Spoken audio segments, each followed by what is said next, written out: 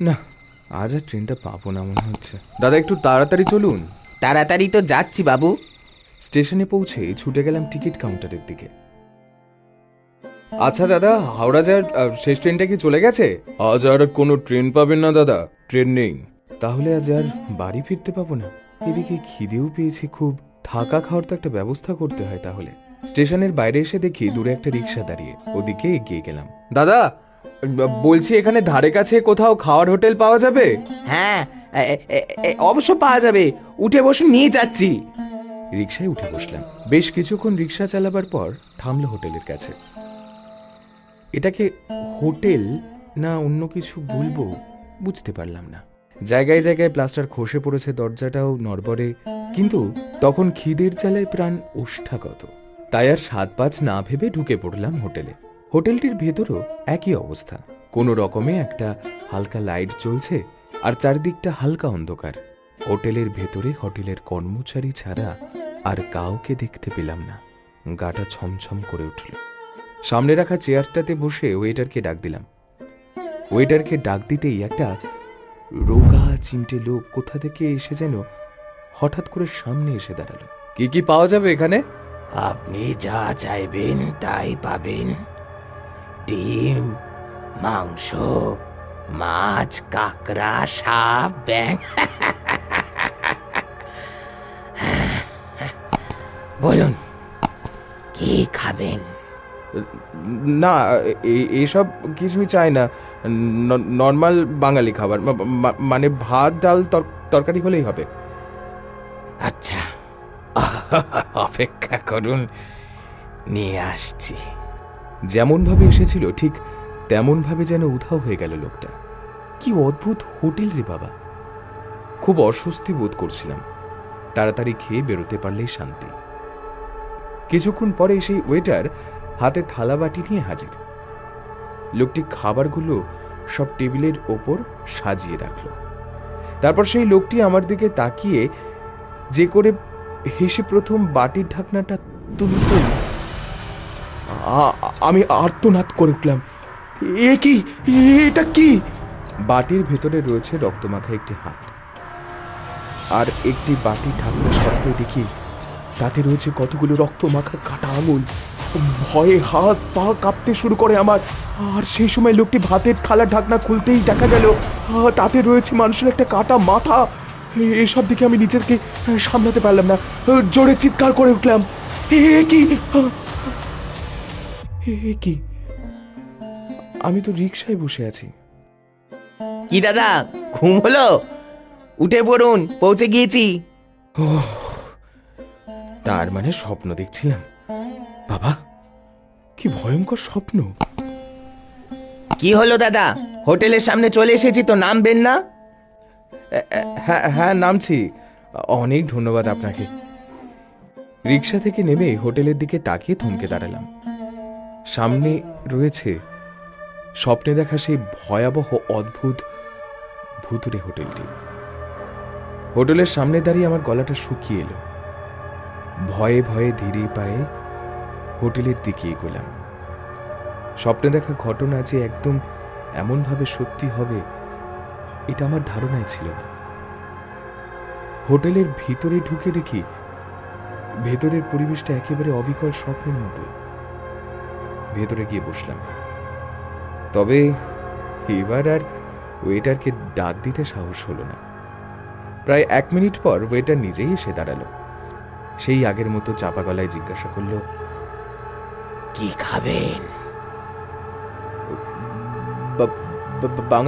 বাঙালি খাবার। কিছুক্ষণ ওই একই রকম অস্বস্তি নিয়ে বসে রইলাম। ওয়েটারটা খাবার এনে টেবিলে রাখলো। কাঁপা কাঁপা হাতে একটা খাবারের বাটির ঢাকনা সরালাম। সবটাই সাধারণ বাঙালি খাবার। ভয়ে খিদেটা বোধ হয় এতক্ষণে চলে গিয়েছিল, এবার সেটাও ফেরত আসতে লাগলো। খেতে খেতে নিজের মনেই হাসলাম। মনে মনে বললাম, স্বপ্ন জিনিসটা আসলেই স্বপ্নই। আর আমি কি না স্বপ্ন দেখে বাচ্চাদের মতো ভয় পাচ্ছিলাম। খাওয়া শেষে খেয়াল হলো রাত্রে থাকার একটা ব্যবস্থাও করতে হবে। ক্যাশ কাউন্টারের সামনে দাম মিটিয়ে হাতে মৌরি নিয়ে কাউন্টারে বসা লোকটিকে জিজ্ঞেস করলাম, আচ্ছা, এখানে সস্তায় রাতে থাকার মতো জায়গা পাওয়া যাবে? উল্টো দিক থেকে ঘর ঘরে একটা গলায় জবাব এলো, হ্যাঁ, পাওয়া যাবে। রাস্তার উল্টো দিকে একটা ফাঁকা বাড়ি আছে, ওখানে ঘর ভাড়া দিই। আপনি চাইলে রাত ওখানেই কাটাতে পারেন। গলার স্বর শুনে চমকে সামনে তাকালাম। হোটেলের ভিতরে কম আলোয় পুরোটা এই জায়গা আসতে পারছে না, ফলে কাউন্টারে বসবার জায়গাটা একটা আলো আধারই সৃষ্টি হয়েছে। আর তার মধ্যে দেখলাম একটা বেটে মোটা অবয়ব বসে রয়েছে। তবে সব থেকে অদ্ভুত হলো তার চোখ দুটো, ছোট ছোট কুতকুতে দুটো চোখ ধকধক করে জ্বলছে। ঘর ঘরের স্বরটা আবার বলে উঠল, কই, বললেন না তো রাতে থাকবেন? হ্যাঁ থাকবো। বেশ বেশ।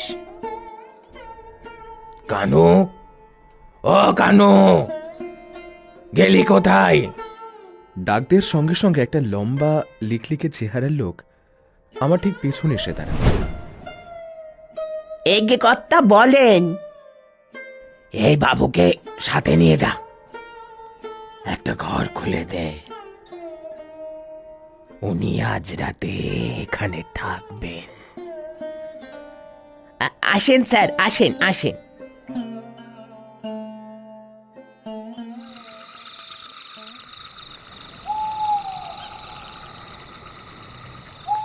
বাড়িতে আসা মাত্রই গা শিরশির করে উঠল একটা অজানা আশঙ্কায়। ঘর খুলে দিয়ে লোকটা চলে গেল। পাশাপাশি 4টে ঘর, কিন্তু আমি ছাড়া কেউই নেই। এই ঘরে আসা থেকেই একটা চিমসে গন্ধ নাকে লাগছে। গন্ধটা কেমন একটা মাছ বা মাংস ভাজা গন্ধের মতো না? তবে গন্ধটা তেমন অসুবিধা না হওয়ায় শুয়ে পড়লাম। সারাদিনের ক্লান্তিতে চোখে ঘুম নেমে মাঝরাতে একটা অস্বস্তিতে জেগে উঠল। ঘর অন্ধকার, একটা চাপা শব্দ আসছে পাশের ঘর থেকে, কিছু একটা নড়া চড়ার শব্দ। সেই সঙ্গে সেই মাংস পচা চিমসি গন্ধটা যেন কয়েক গুণ বেড়ে গেছে। বিছানা থেকে নেমে দরজা খুলে ঘরের বাইরে এসে দাঁড়ালাম। শব্দটা ওই দিকের ঘর থেকে আসছে না। শব্দ যে ঘরের দিক থেকে আসছে, ধীরে ধীরে এগিয়ে গেলাম সেই ঘরের দিকে। দরজাটা আধ খোলা, ঘরের ভেতরটা অন্ধকার, তবে শব্দটা এখন অনেক স্পষ্ট। ঠিক হাড় থেকে মাংস ছিঁড়ে নিয়ে সেই হাড়কে ছুঁড়ে ফেললে যেরকম শব্দ হয়, খানিকটা তেমনই শব্দ। অন্ধকার ঘরে ঠিকঠাক কিছু ঠাহর করতে পারছি না। এদিকে ভয়ে গলা শুকিয়ে আসছে। হাতে ধরা ছোট কিপ্যাড মোবাইলের টর্চটা জ্বালিয়ে আলো ফেলতেই দেখি সারা ঘরে ছোট বড় নানা মাপের হাড় ছড়ানো, আর মেঝের এক পাশে ওটা কি? হাত না? হ্যাঁ হ্যাঁ, ওটা একটা মানুষের কাটা হাত। এমন সময় ঘরে একটা কোণা থেকে কিছু একটা উড়ে এসে আমার পায়ের কাছে পড়লো। আরেকটা হাত, কিন্তু কোনো মাংস নেই, শুধুই হাড়। আলোটা ঘরের সেই কোণা থেকে ধরলাম যেদিক থেকে আসছে। দেখলাম একটা মোটা মতো লোক দেয়ালের দিকে ঘুরে উবু হয়ে বসে কি যেন একটা খাচ্ছে। কাপা কাপা গলায় জিজ্ঞাসা করলাম, কে? মূর্তিটা খুব দ্রুত আমার দিকে ঘুরল। কাউন্টারে বসা সেই লোকটা। এখন তার গোল বড় মুখ স্পষ্ট দেখতে পেলাম। চোখ দুটো ধকধক করে জ্বলছে। তার হাতে ধরা ওই বস্তুটা একটা মানুষের হাত খাওয়া পা। আর সহ্য করতে পারলাম না, হাত থেকে মোবাইলটা পড়ে গেল। পেছন ফিরে দৌড়াতে যাবো, ঠিক তখনই একজোড়া হাত আমার গলায় চেপে বসলো। হোটেলে সে ওয়েটারটা, কি ঠান্ডা হাত, জীবন্ত কোনো মানুষের হাত যে এত ঠান্ডা হতে পারে। ছেড়ে দাও, ছেড়ে দাও, ছেড়ে দাও। পালিয়ে যাবেন কোথায় বাবু? এবার তো আপনার পালা। শরীর অসাড় হয়ে আসছে। একেবারে সজোরে ধাক্কা মারলাম লোকটিকে, ছিটকে গেল সে। কোনো দিকে না তাকিয়ে প্রাণপণে ছুটতে লাগলাম। ছুটতে ছুটতে একবার পেছন ফিরে দেখি 3টে মানুষরূপী পিশাচ মূর্তি আমাকে ধাওয়া করতে আসছে। ছোটার গতি আরো আরো বাড়িয়ে দিলাম, ছুটতে ছুট পড়ে গেলাম।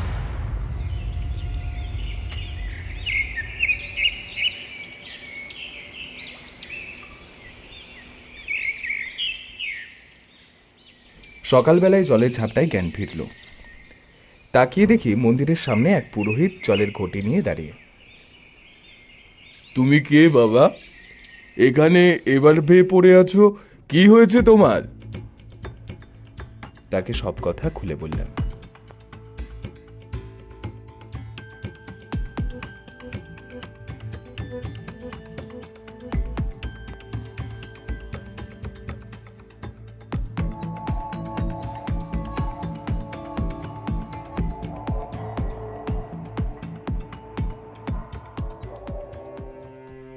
সব শুনে তিনি অবাক হয়ে গেলেন। তিনি আমায় বললেন, শান্ত হও বাবা, তুমি নিশ্চয়ই ভুল করছো। তুমি যে জায়গার কথা বললে সেই জায়গাটা আমি চিনি। ওখানে আগে একটা হোটেল ছিল, অতিথি নিবাসও ছিল, কিন্তু সে তো আজ থেকে প্রায় 30 থেকে 40 বছর আগে। এখন ওখানে ওই হোটেলের ধ্বংসাবশেষ ছাড়ার কিছুই নেই। তোমার নিশ্চয়ই কোথাও ভুল হচ্ছে।